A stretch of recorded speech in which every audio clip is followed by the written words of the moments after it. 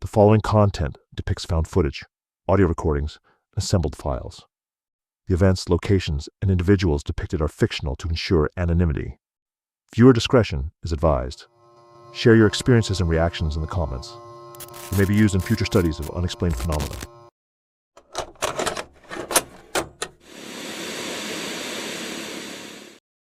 The Weeping Passage. Recovered audio log from body camera Isan Morale, Carlsbad Caverns Expedition, April 12th, 2024.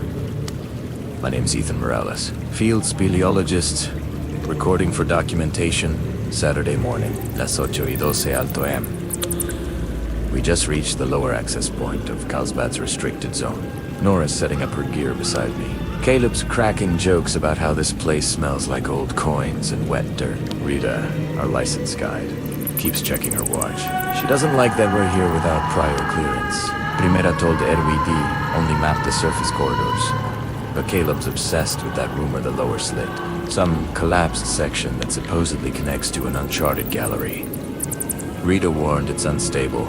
She said locals call it El Pasaje que Llora. The Weeping Passage. The humidity is worse than expected. My lens fogs every few minutes. The echo's deep, rolling like the walls are breathing with us. We started walking at 8:45. Drips, faint metallic smell, our boots sticking on clay. At first, everything looked ordinary limestone. Ridges, bats, condensation. Then, a sound, not dripping, softer, like someone crying through a wall. I asked if anyone else heard it. Caleb said it was just water pressure.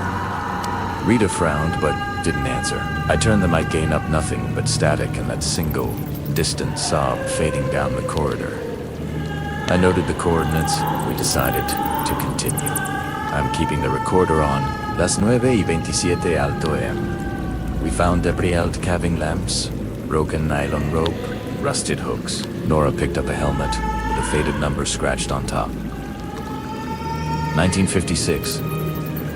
Rita froze when she saw it. She said a guy disappeared that year, never recovered. The tunnel ahead narrows, walls uneven and dark with soot. I brushed one with my glove, came back with fine black powder. Smells faintly like burnt wax. Caleb said maybe candles from old rituals. Rita said no. No one would have been allowed this deep then. About 10 meters further, we reached a semicircle of stone carvings to any human shapes, all facing a narrow slit in the rock.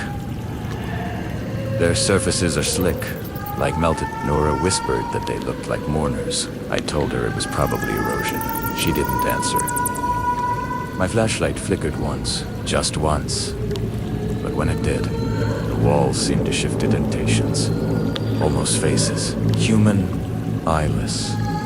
Gone the second the light steadied. Caleb laughed nervously, said, "Man, that's creepy art." Then that sound again, crying. Closer this time. Not echoing. Not water. A woman. Low, steady sobs. Rita said we should turn around, Caleb said. It's just the wind. I logged the time and turned the camera forward again. Las 10:02 Alto M. We reached the crevice gallery. Called it the slit. Barely shoulder width. Air temperature suddenly warmer. My breath fogged the lens again, even though the ambience should have cooled by now. Rita argued we shouldn't go further. I said I'd only record a short section, then we'd head back. She hesitated. 10. Followed. The tunnel beyond sloped downward, walls tightening. Our steps sounded off like echoes bouncing from behind instead of ahead. The crying started again, faint, then rising, then gone. Nora said it was directly beneath us. Caleb tried to joke, said if it was a ghost, maybe it needed a therapist. We stopped when his headlamp hit a shallow puddle. The reflection showed 5 figures, us 4, and one more. A woman, pale, hair long, standing just behind me. Aye! Spun around empty space. Nora screamed. Rita grabbed my arm, said, "We're leaving." Caleb said to wait. Maybe it was the light. My battery indicator dropped from 70 to 30% in seconds. said, "One more clip." "Just one, then we'd go." Rita shook her head. I pressed record again. That's when the mic caught a faint exhale. Not me. The air changed the moment we entered that chamber. It was warmer and thick like breathing through damp cloth. My headlamp caught hundreds of stalactites hanging low, melted and uneven, like frozen wax. Nora whispered that it smelled like candles after a funeral. In the center of the floor, bones too many to count spiraled inward, each one coated with a pale residue. I moved closer. Kameda steady. Rita said it looked like some kind of offering. Maybe ceremonial? Caleb laughed nervously, but no one joined in. There were carvings lines, circles, and strange shapes etched into the floor around the bones. I thought they resembled Zuni patterns I'd seen in old anthropology reports. When I touched the nearest symbol, a hollow vibration rolled through the chamber, deepens. Then came the sound, soft and fierce, like wind moving through narrow rock. It changed pitch, rising until it became unmistakably human. A woman's voice, weeping, echoing in circles. Rita told me to stop recording. I didn't. The light trembled across the walls, as if reacting to the sound. Everything dimmed at once. My headlamp flickered to black, leaving only Caleb's camera beam cutting through the dark. The audio spiked with static. Between the crackling, a breath went, close-lit across the microphone. A woman's whisper in Spanish, slow and trembling. Rita's voice broke. She said, "No bajes más. Don't go further." The sound bounced from wall to wall, like she was right beside us. My camera caught a faint figure near the back of the chamber, pale shape in soaked fabric, unmoving, head bowed. Caleb took a step toward it. I told him not to. The moment his light hit her face, she blinked, gone from that spot, appearing beside him in the next frame. The scream that followed was real loud, sharp, human. My display glitched, showing her eyes wide and hollow before everything distorted. The crying became laughter, overlapping in different tones. Nora started praying. Rita grabbed my arm and said we needed to leave. Now, we ran. I don't remember choosing a direction. Host movement lights flashing across dripping stone. The tunnels twisted tighter, air thinning with every breath. The crying chased us, sometimes behind, sometimes ahead. I shouted for Caleb, but he didn't answer. Nora screamed that the walls were moving, that she saw hands pressing out of the rock. I caught her wrist and pulled, but she froze, staring at something I couldn't see. Rita shouted over the echo, trying to guide us upward. Then her voice cut off, just silence and a dragging sound, slow and heavy, like fabric pulled across wet stone. I turned the camera toward the sound, but all it caught was dust and motion blur. The beam trembled in my hand. Somewhere deeper, Caleb's voice cried out, muffled and fading into the weeping. My throat burned from breathing too fast. The passage narrowed ahead rocks, shifting, falling. I kept running, but every sound around us merged into one, the crying, the collapse, the static of our dying lights. We kept moving, though I couldn't tell which direction anymore. My compass spun aimlessly. The tunnels seemed to shift around us. Nora's breathing filled the audio short. Sharp gasps. The walls were slick, glistening, as if the stone itself were sweating. When my light brushed over the carved figures, I froze. They weren't facing outward anymore. Every one of them had turned, now staring toward the passage we'd just crawled through. Nora whispered, "She's here." I tried to pull her forward, but she was trembling too hard to stand. The crying grew louder, no longer distant. It came from everywhere, vibrating through the ground, seeping into our chests. I told Nora to cover her ears. She shook her head and whispered, "She's inside my head." Then the sound stopped completely. The silence lasted only a second before whispering began. Hundreds of overlapping voices speaking her name. I shouted for them to stop, but the words drowned in the echo. My light flickered again, revealing the tunnel ahead in a row.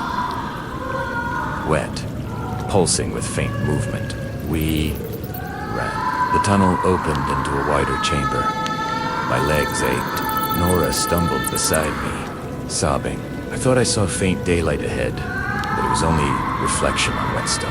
I turned the camera toward her. Mud streaked her face, eyes unfocused. She stopped, suddenly staring into the dark. "Ether?" she said softly. "She's not crying anymore." I followed her gaze. The beam hit a figure standing in the passage, a Hida woman, drenched, her hair plastered to her face. Her dress clung to her like it was still underwater. She didn't move, didn't breathe. Then her head tilted slow.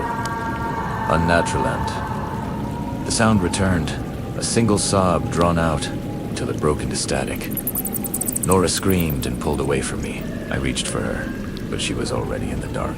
I called her name over and over, but the echoes folded on themselves. The last thing I saw before the light failed was the woman's face swollen, eyes black and hollow, mouth open in a silent scream. I dropped the camera, but it kept recording.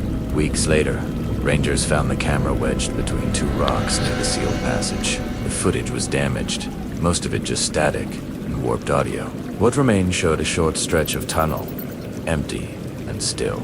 Dripping water echoed in the background. Then, faintly, a shape crossed the edge of the frame, translucent, slow, almost floating. A woman's silhouette, moving toward the lens. When she reached the center of the frame, the camera shook violently, and the image froze on her hand, pressed against the glass. The last seconds were sound only. One shallow breath, a single sob, and a whisper too faint to translate. The Park Service sealed the lower passage permanently. Official reports listed 3 missing explorers and 1 unidentified guide's remains. They never released the audio publicly, but when the footage was analyzed for restoration, technicians reported hearing something beneath the static. A soft, rhythmic weeping that never stopped. The hollow of the lost choir. Recovered audio logs. David Mercer. Audio log 1. David Mercer speaking. Friday, 8:42 a.m. The van is packed, and we're heading toward the restricted entrance near Mammoth Cave. I've been invited by Dr. Lillian Ford and Evan Carew to assist with mapping what they call Cathedral Hollow. It's supposed to be a newly opened section, discovered after a minor collapse last year. The locals keep calling it the Hollow of the Lost Choir. They say you can hear singing from the rock itself. Lillian calls that superstition. Evan thinks it air pressure or geologic vibration. I'm keeping an open mind. I did study sacred music in college, Gregorian chants, modal resonance. So maybe I'm just more sensitive to this kind of story. Asprimera record. The wind coming through the limestone cracks produces this low hum. It almost sounds like a single voice holding a note. I laughed when I noticed it, but something about the tone. It feels structured, not random. Still, I'm treating this as a field log, not a ghost story. If there's sound down there, I'll find its source. The shaft was narrower than expected. My helmet scraped the rock on the way down, and our voices died in the first 30 meters.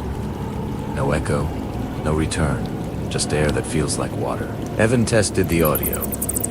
The decibel drop is unnatural. Even whispering sounds thick, like it's being swallowed. When we finally reached the chamber floor, I lifted my light.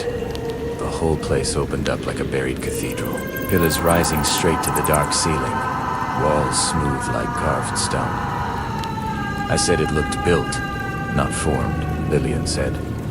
I was letting imagination in. Then the microphones started catching something, faint harmonic traces at 40 hertz. Lillian said it's structural vibration from above. I couldn't hear it, but when I turned my headlamp toward the far wall, my chest vibrated slightly, like someone humming against my ribs. The air shouldn't behave like that. We set up the main recorder and decided to keep moving. I keep feeling like we're walking into a place that remembers being sacred. Evan found the carving's first shallow letters across a section of wall where the stone had fractured outward. Nana Cinderone, the edges were clean, recently exposed. Lillian said it would have been sealed for centuries. I recognized the phrase from the Roman ritual, part of an exorcism prayer, meaning they did not ascend. I said that aloud, and the air shifted. A warm gust, pushing past like breath. My recorder caught it clearly, a single inhalation from multiple directions. Evan backed away. Lillian told him to stay calm. I tried to rationalize shifting air pockets, maybe heat differentials, but the stone where the inscription sat was warm to the touch. Too warm. For the record, I don't believe in coincidences underground. The atmosphere here changes with sound, as if every word carries weight. Tonight, we camp in the main chamber to monitor acoustic activity. I don't like how the darkness seems to pulse when no one speaks. This is David Merso. Time 2:03 a.m. I woke to vibration before I heard it. My chest was resonating like someone humming against my ribs. I reached for the recorder levels, spiked instantly. Beneath the static, there's structure. A full choir, male and female, performing a hymn I can't place. It isn't on any ecclesiastical index I know. Evan woke up shouting that it was coming from the west shaft, but Lillian swore she heard nothing. I checked the meter's decibels are stable, but the waveform shows layered frequencies, impossibly symmetrical. The sound moves through the stone, not air. My breath sinks with the rhythm against my will. For 2 minutes, the chanting surrounded us perfect harmony. Then a sudden cut to silence. Lillian says we imagined it, but Evan's still shaking. He says one of the voices said his name. I haven't told them yet. One said mine too. Morning inspection. Lillian's camera caught movement during playback shapes along the cavern wall. Silhouettes pulsing with the rhythm of the previous night's hymn. None of us saw them live. Frame by frame, they kneel and rise, synchronized. Evan panicked. He swore one was kneeling beside me. I checked the footage, shows a dark outline less than half a meter from my position. No thermal signature, no shadow source. Then my recorder glitched. Every sentence I spoke repeated, half a second delayed, in a voice lower than mine. It mocked my phrasing exactly. I tried another test, reciting Psalm 51, the echo repeated, word for word until it replaced my own speech entirely. Lillian shut down recording, saying we needed rest. Evan refused to enter the main chamber again. The silence feels hostile now. It's as if the air waits for someone to speak first. 1547. We followed the west tunnel until it opened into a circular vault, smooth walls, perfect curvature, like a cathedral apse. At this and there, a stone altar fused to the floor. Black residue covers the base burn marks, old but recent enough to smell faintly of ash. Around the rim, an inscription. Et vox. Orum numquam finiter. My translation, and their voices shall never end. Lillian filmed while I read it aloud for the log. The instant I finished, all background noise ceased. Total silence. No air movement, no dripping, nothing. Then, from somewhere inside the stone, a single low tone emerged. Not a presence. It formed into speech. Deep, slow, unmistakably human. It said my full name. Evan collapsed, convulsing, and his mic captured the word repeated 9 times, in sequence each clearer, closer. Lillian's headlamp blew out. We stumbled back toward the shaft, but the path, it's different now. I can't find the same markings. The walls seem to breathe with residual sound. Recording still active. We're staying together, for now. Log entry. I don't know what time it is anymore. My wristwatch stopped sometime after the power failure. The recorder still works. I keep talking. Lillian and Evan are gone. I followed their last direction marks on the wall, but they end abruptly, like someone wiped them away. The air here, it vibrates differently. When primera spiaca, the sound comes back wrong. There's a second voice under mine, faint, but perfectly aligned, repeating each word a fraction later. My lamp caught movement above the stalactites, not shapes, but distortions, as if the rock itself was breathing. I tapped the mic casing to check for malfunction. It responded with a knockback. The choir is singing again, softer this time, like they're behind the stone. Except it's above me. The frequency peaks around 480 hertz, almost identical to human resonance. That means ... They're inside the rock strata itself. I tried shouting their names. The echoes didn't come back. The sound went somewhere else, like the cave absorbed it. I think they hear me. I think they want me to answer. My last map shows I should be close to the entrance shaft, but every passage loops back toward the same chamber. The altar one, the suit on the floor is fresh, now still warm. The hymn grows stronger with every step. I can feel it in my ribcage, pulsing with my heartbeat. The recorder is peaking, non-stop. The voices aren't ambient anymore, they're directional, closing in. I yelled for help, and 100 mouths answered. Perfect unison, each one using my voice. They're reusing my words. I hear lines from the earlier logs, even the way I breathe. One of the headlamps on the ground flickered back on by itself. Its beam hit the wall's dozens of silhouettes, all kneeling, hands clasped, mouths open, but they weren't casting shadows.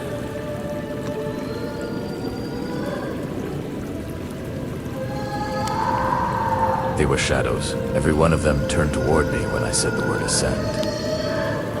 The pitch dropped to something I could feel in my teeth. Then, everything went white. Recovered audio fragment timestamp. Corrupted. The signal starts mid-sentence. David's breathing dominates the channel. Uneven but steady enough to catch syllables. Behind it, a constant harmonic tune, thousands of voices sustaining a single chord. They're not ghosts, he whispers. They never left. They never stopped singing. The rest is interference harmonics, overlapping human range. For 6 seconds, the waveform forms a perfect harmonic ladder. 12 frequencies, ascending in equal intervals. The last vocal trace is a single exhale. It merges seamlessly with the choir's sustained tone before both fade into silence. The devil's spring haunting. This is Jacob Hole, Dive Log 1. Recording from the van. Before we go in, Olivia's checking oxygen levels. Carter is calibrating the sonar. The plan's simple, a full descent through Devil's Spring, newly opened after last week's tremor. Geology team says the quake exposed an older tunnel system. Uncharted, that's what we're here for. Locals weren't too welcoming. One man at the diner said the spring doesn't want visitors. I kept selling it not. People shouldn't go, but it doesn't want. I laughed, but it's strange how quiet this forest is. No crickets, no wind, just the water running under the rocks. Olivia keeps glancing at the tree line like she expects something to move. Carter jokes that this'll make great footage a ghost dive in Missouri. I tell them both to focus. I'm starting the camera feed in an hour. If this goes well, we'll have the first interior map of Devil's Spring. If not, well, we'll at least know what's down there. Recording 2. We entered at 6:40. Water clarity's high, perfect for the lights. Olivia's got the headlamp cam active. Carter's checking the sonar grid. Temperature's dropping fast, colder than expected for a freshwater pocket. We should be around 15 meters. I can hear my own breathing bouncing off the limestone. Feels like the sound has weight. We ran a quick systems test. Comms, audio, lights, all good. But my wrist camera picked up a flicker under the surface just before we descended. Red light looked like a warning beacon, but there's nothing here. When I mentioned it, Olivia said she saw nothing. Carter didn't either. Maybe refraction. Maybe nerves. Descending through the shaft now. Narrow. Vertical. Only one diver at a time. I can feel the current pulling slightly downward. Recording continuous until we reach 50 meters for the first chamber. This is Jacob Hall. Going dark for descent. Depth marker, 50 meters. Timestamp 7:15. We hit the barrier. Series of corroded iron crosses bolted into the rock face. 7 total. Olivia's filming them. Carter's saying this isn't on the map. I agree. These things look old. Industrial. 19th century at least. They're embedded deep. Covered in silt. Someone tried to seal something off. The sonar's glitching near the barrier. Every ping echoes twice, one high, one low, like a second source reflecting back. My mic's picking up a low hum too. Constant, mechanical. Doesn't match interference from the line. Carter wants to turn back. He says he doesn't like the pressure spikes. Olivia says, came for footage. We're already here. I agree, reluctantly. We pass between the crosses. The hum intensifies. It's resonating through my regulator. My chest feels it. The light behind us flickers. Carter swears something just brushed his fin. I tell him to keep recording. We proceed deeper into Devil's Spring. Recording full depth, 65 meters. We crossed the barrier 15 minutes ago. Visibility near zero. The silt hangs like smoke. The lights can't cut through it. Carter's behind me. Olivia to my left. Outcomes are breaking up. Fragments only. I can hear something else on the channel, whispering, layered over the static. Latin, I think reversed syllables. I recognize a cadence, like a prayer looped backward. I check the feed. It's not on the recorder. Carter yells. Says someone's whispering right behind him, but we're in formation. 2 meters apart. His heart rate spiking. I can hear it through the open line. Olivia's breathing hard. Then, a scream. Muffled, distant. Feedback overloads the channel. I order everyone up. Now, but when I turn, the tunnel behind us looks darker than before, as if the light's being swallowed. The pressure's wrong. Rising instead of dropping. My gauge blinks red. I tell the recorder. Probably a magnetic anomaly. Probably nothing. My voice doesn't sound convinced. The hum from before, it's back. Louder. It's not mechanical anymore. It's chanting. Recording 5. We've stopped at a wide chamber. Stone steps descending into silt. Someone carved these. Human work, not geological. I pan the light across the floor movement. Faces under the water. Pale, motionless, eyes open. Dozens. They look alive but suspended, like held in current. I blink, and they're gone. No, not gone. Deeper. Below the steps, Olivia's whispering a prayer. Says she feels someone breathing through her regulator. Carter's trying to pull her back, but she won't move. A shout into the comes. Order ascent. The echo comes twice, once in my voice, once lower. The sonar is dead again. My chest feels tight. Pressure keeps shifting. Something ripples near the steps. I swing the light. A face rises through the silt. Eyes open, mouth closed, staring directly into the camera. It bursts into bubbles gone. Olivia starts sobbing. She says it's copying her breath. We're done. I call the dive. We're getting out. Recording 6. Timestamp. 8:45. Ascending. My line tension spikes. Something jerks me down hard. The gauge jumps. Carter shouts that something is on my tether. I can't see it. The lights flare. The silt explodes upward. My back hits the rock wall. I cut auxiliary feed and trigger the emergency beacon. Nothing. Signal dead. The hum becomes a pulse now, vibrating through my mask. Olivia screams. Her light's gone. Look down. There's shaped dark mass forming beneath me, expanding like smoke compressed under pressure. It moves against the current, reaches up, grabs the line, pulls. Carter tries to reach me. His voice breaks mid-word. My chest feels like it's collapsing. The rope snaps. I spin, light scattering across stone. My last thought before blackout. The hum isn't around us anymore. It's inside the tank. The recording keeps going. Just the echo of the hum filling every frequency. I'm gasping water in my mask. Lungs burning. I made it. I'm at the surface. Alone, I can't see Olivia or Carter. The shoreline is empty. The red light on my camera flickers erratically, even when powered off. I keep repeating their names. Aubert and Aubert. Something moves beneath the water, just below the surface shapes like people, rising, drifting through the shafts of light I made with my torch. Not swimming. Floating. Unnatural. I can feel it, watching me. Every time I look away, a shadow disappears into the black water. I'm dragging myself forward, coughing, trying to stay upright. My microphone records my shallow breaths, my heartbeat thrumming against the hiss of the regulator. I keep telling myself it's over. You can't follow me out, but I see the reflection of faces, fleeting distorted. Pale mouths open and silent screams. You keep moving, I keep recording. I have to. If anyone finds this, no, it's real. They're in the water. They are waiting. Back in the van, I'm playing the footage. Everything is static. Broken frames with the audio. It's filled with whispers, my name, over and over. Every sentence I speak into the log is echoed by dozens of voices, overlapping, coming from somewhere outside.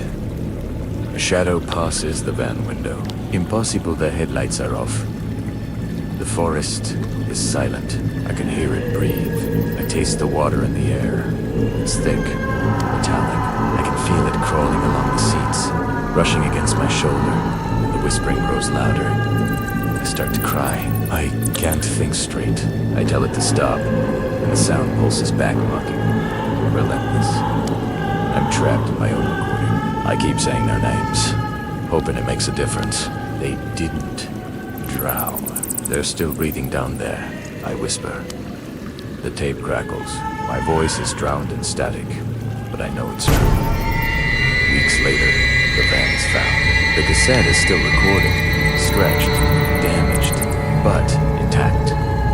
The final minute is Horfinga chorus of voices, whispering Jacob, Olivia Carter. All together, they blend, forming a single, impossible sound. Then, a deep exhale fills the audio meter completely, drowning out everything else. Silence follows. I can't tell if it's over. And then, faintly, a splash. Someone or something has returned to the spring.